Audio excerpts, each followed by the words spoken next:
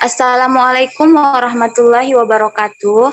Perkenalkan kami dari kelompok Statistik Sosial Ilmu Pemerintahan Angkatan 2020 yang beranggotakan 5 orang. Saya Tasya Andini selaku moderator. Bersama rekan saya ada EN, Yunita Septiani, Astri Indah Rahmasari, dan juga Siti Rahmawati. Nah, di sini kami akan mencoba mempresentasikan hasil proyek kami, yaitu melakukan uji komparatif pada suatu data apakah bersifat homogen atau berdistribusi normal. Selanjutnya, sebagai penjelasan, kami persilakan kepada Saudari Yunita Septiani. Kepada Yunita Septiani, waktu dan tempat kami persilakan. Baik, terima kasih. Sebelum kita masuk ke penjelasan yang lebih jauh, kita ketahui dulu apa itu populasi dan sampel. Populasi di sini merupakan jumlah keseluruhan dari objek penelitian. Bisa juga didefinisikan sebagai jumlah keseluruhan dari satuan-satuan atau individu-individu yang karakteristiknya hendak diteliti. Satuan di dalam istilah ini mengacu kepada unit analisis, bisa dalam bentuk orang-orang, benda-benda, lembaga-lembaga, institusi-institusi, dan lain sebagainya.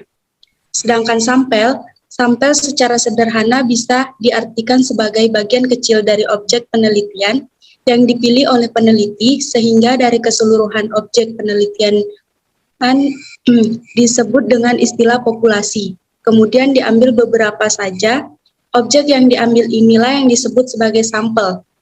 Nah, dapat kita lihat dari sini bahwa terdapat 3 data, di mana 3 data ini merupakan nilai ujian tengah semester matematika dari 3 kelas MIPA yang berbeda di SMA Negeri 6 Muaro Jambi.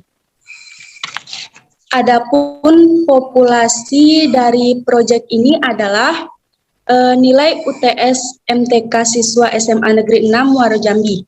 Sedangkan sebagai sampelnya dari proyek ini kami mengambil yaitu nilai UTS matematika 3 kelas MIPA di SMA Negeri 6 Muaro Jambi.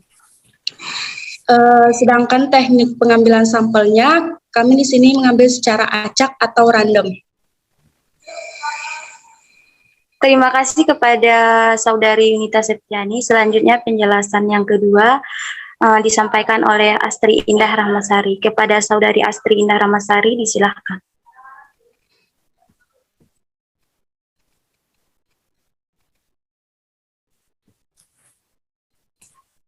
Baiklah, pertama kita mencari nilai rata-rata atau mean dan nilai variansnya terlebih dahulu. Untuk data yang pertama, kita mencari nilai rata-rata menggunakan rumus X bar sama dengan sigma FI dikali XI per sigma F. Dengan FI adalah nilai frekuensi kelas I, XI adalah nilai tengah dari kelas I, kemudian sigma F adalah jumlah frekuensi dari seluruh kelas. Kemudian kita akan dapatkan hasil yaitu 67,1 untuk nilai rata-rata dari data ke-1. Kemudian kita mencari nilai varians dari data ke-1 ini, rumusnya yaitu S kuadrat sama dengan sigma XI dikali X bar kuadrat per N dikurang 1. Akan kita dapat hasilnya yaitu 44,4. Cara yang sama kita lakukan pada data kedua, yaitu untuk nilai rata-ratanya kita dapatkan hasilnya yaitu 60,4, kemudian untuk nilai variansnya kita dapatkan 54,9. Begitu juga untuk data yang ketiga, yaitu kita dapatkan nilai rata-ratanya yaitu 65,1, kemudian nilai variansnya yaitu 37,6. Terima kasih.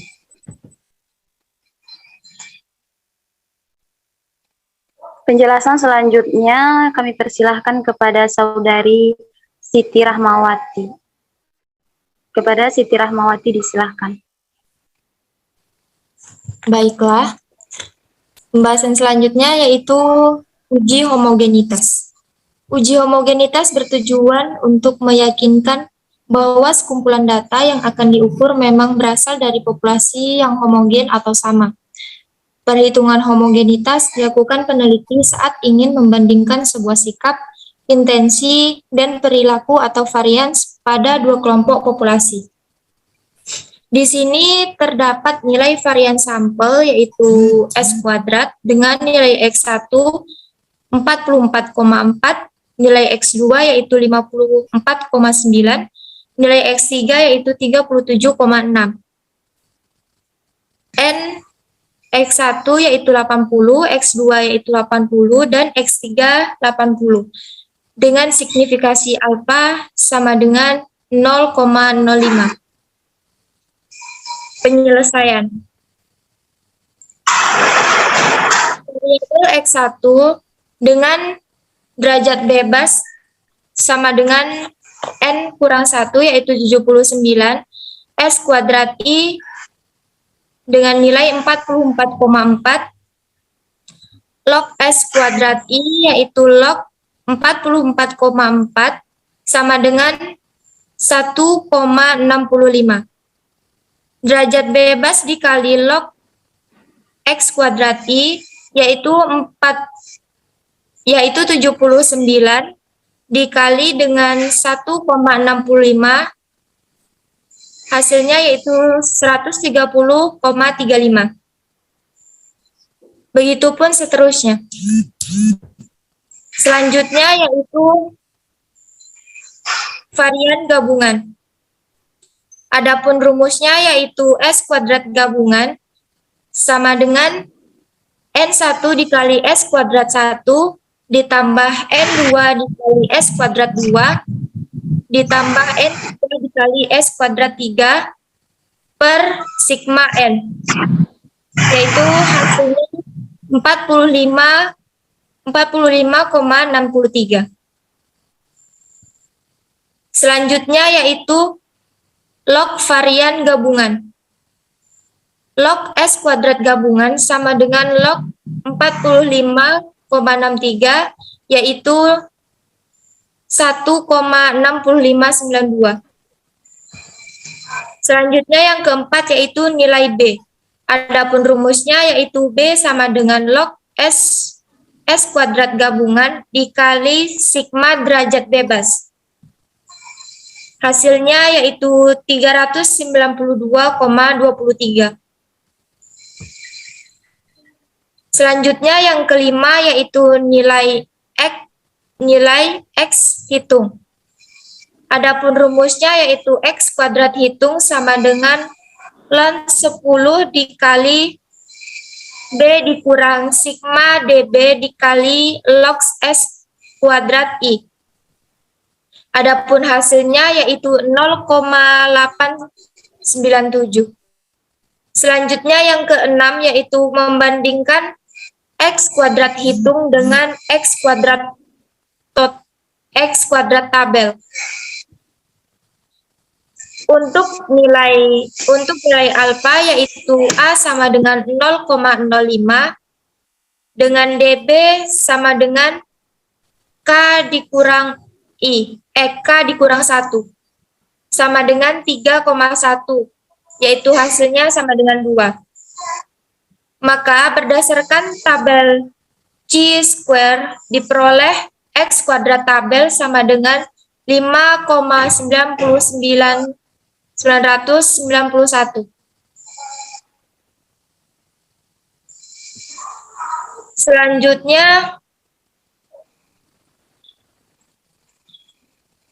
Selanjutnya yang ketujuh yaitu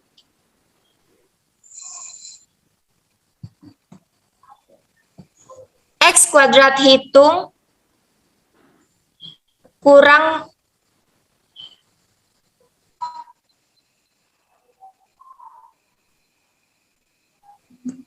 dari X kuadrat tabel, yaitu 0,897 kurang dari 5,991. Maka ini berarti variannya homogen.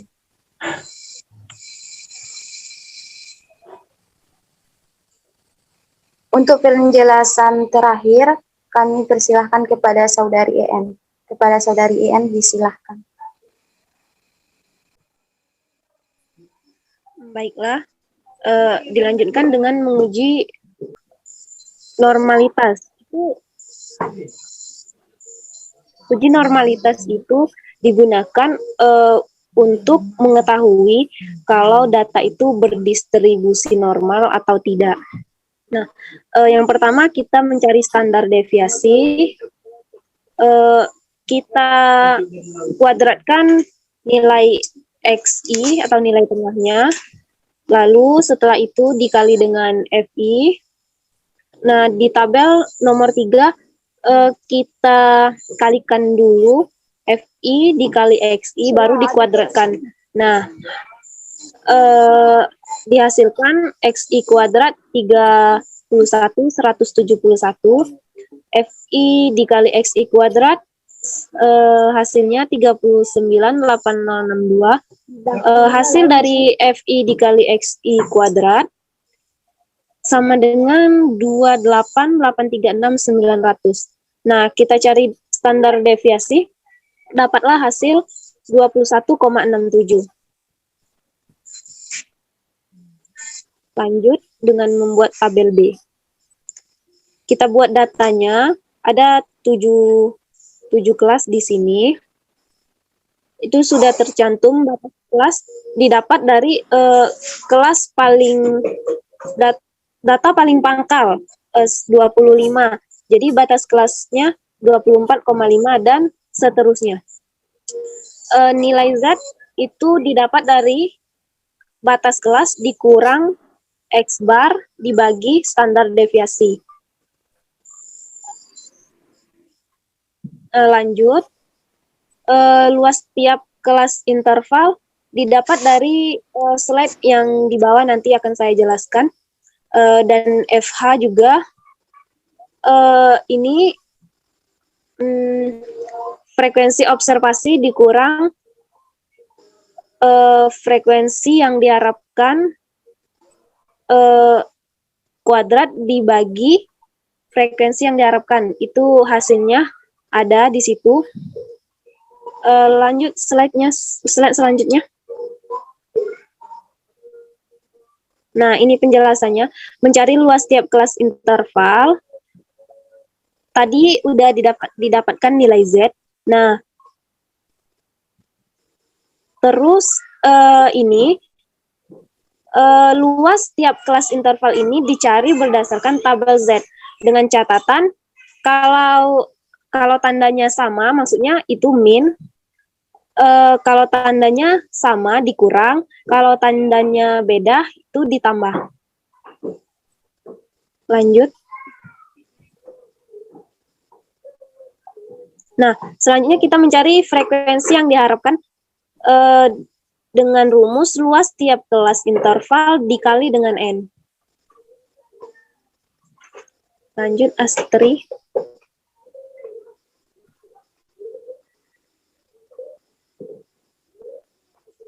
Nah, selanjutnya kita menentukan taraf nyata.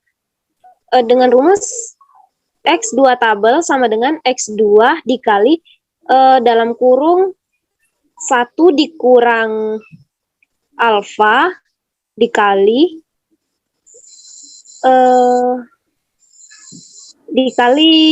DK. Nah, pertama kita harus mencari DK dulu. Dengan rumus banyak kelas dikurang dengan 3. Banyak kelas tadi ada 7. Jadi 7 dikurang 3 sama dengan 4. Lanjut yang kedua, taraf signifikansi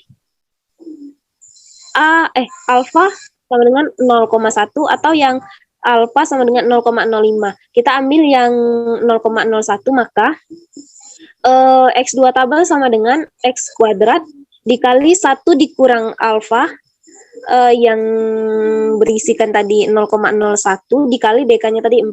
Dapatlah hasil 13,3. Ini penjelasan jika HO-nya ditolak jika X2 hitung lebih besar daripada X2 tabel. Dan jika HO diterima jika X2 hitung lebih kecil daripada X2 tabel. Nah, di sini didapatkan X2 hitung dari penjumlahan yang tabel sebelah ujung tadi pas ada tabel itu tadi kan.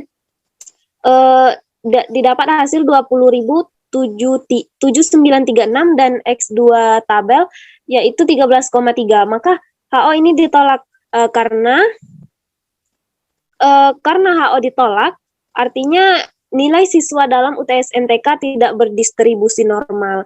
Nah, ini kan tidak berdistribusi normal nih.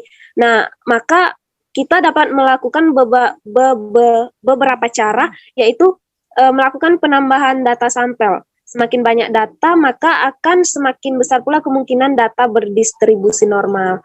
Yang kedua, membuang data-data yang memiliki nilai ekstrim. Maksudnya nilai banyak, terlalu banyak gitu kan. Yang ketiga, melakukan transformasi data. Dan yang keempat, mengganti uji parametrik dengan uji non-parametrik. Sekian dari saya. Terima kasih. Saya kembalikan ke moderator. Terima kasih kepada teman-teman semua atas penjelasannya.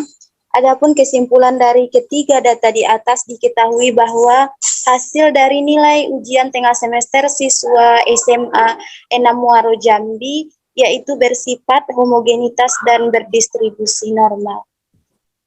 Sekian presentasi dari kami. Salah dan kurang kami mohon maaf. Wabillahi taufiq wal hidayah. Wassalamualaikum warahmatullahi wabarakatuh. Waalaikumsalam.